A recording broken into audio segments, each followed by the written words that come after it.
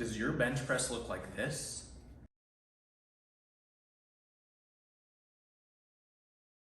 If so, one, stop what you're doing. Two, whoever you learned that from, run far away. The reason that you see so many people using manual partials, specifically on the bench press, typically when you see them in the squat with half reps, it's typically either not knowing what full depth is, it's hard to kind of see yourself in the mirror on squat form, and squat form's a little bit subjective anyways, but when you see it on the bench press, it's typically a misunderstanding of time under tension.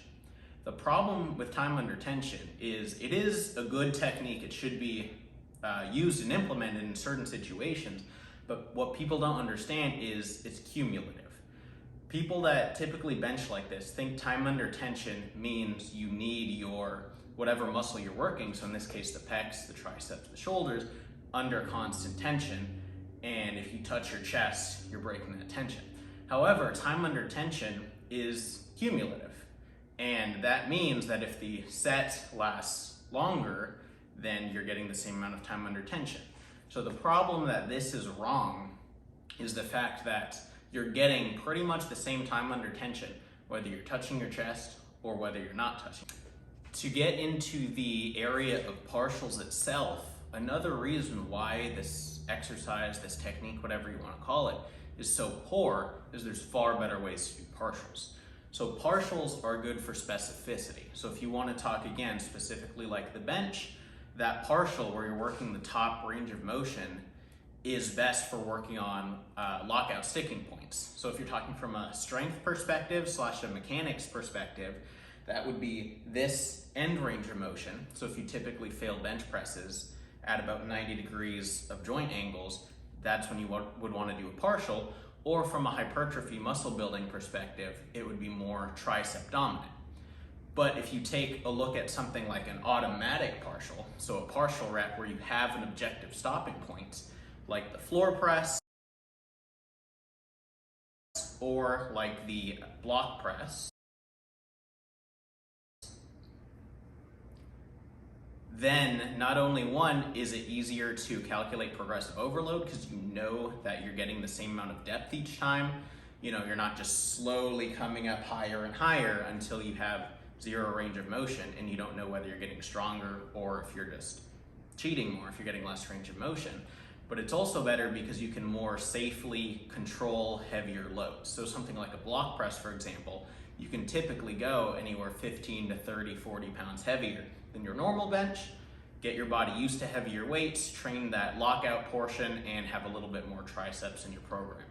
And kind of a third fault of automatic partials is the potential risk of injury.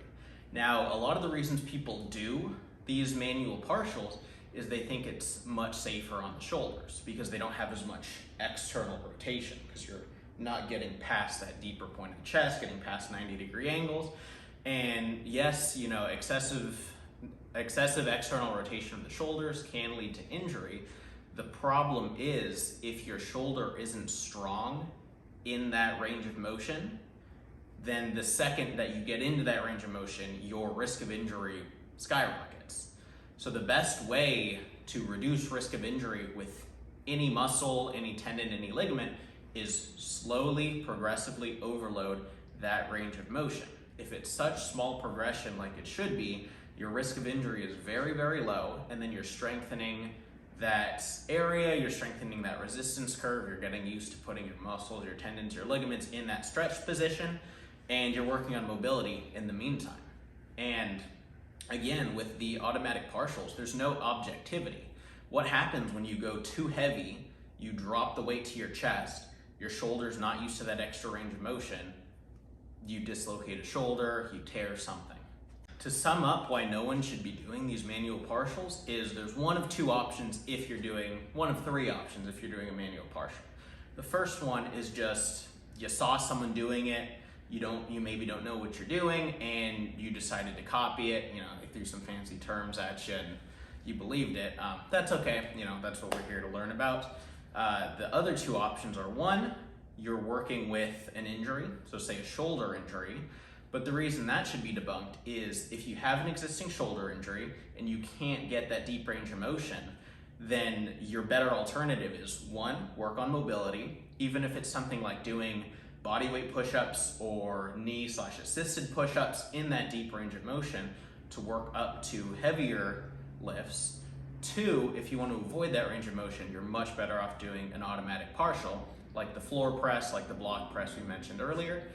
And three, if you're doing a manual partial and your reasoning isn't injury, you think it's hypertrophy, time under tension, then that's just a little bit of misinformation, which I get it, it's hard to misconstrue, terms like time under tension, but trust me, it's very overrated. If you're looking from a hypertrophy aspect, doing regular bench is going to suit you just well. Doing things like dumbbell bench, again, if you're not used to that range of motion though, much better alternatives, much better muscle building alternatives, much safer alternatives. And if you like that video, have a lot more coming like that. Fitness industry, a lot of complicated things, a lot of people don't know what they're talking about. The easiest thing in health and fitness is you can find a study to prove almost anything. The problem is you have to be able to read the studies, you have to be able to know biomechanics. A lot of people don't understand that, especially a lot of trainers. It's really complicated, just follow, subscribe, learn more about all this. Thank you.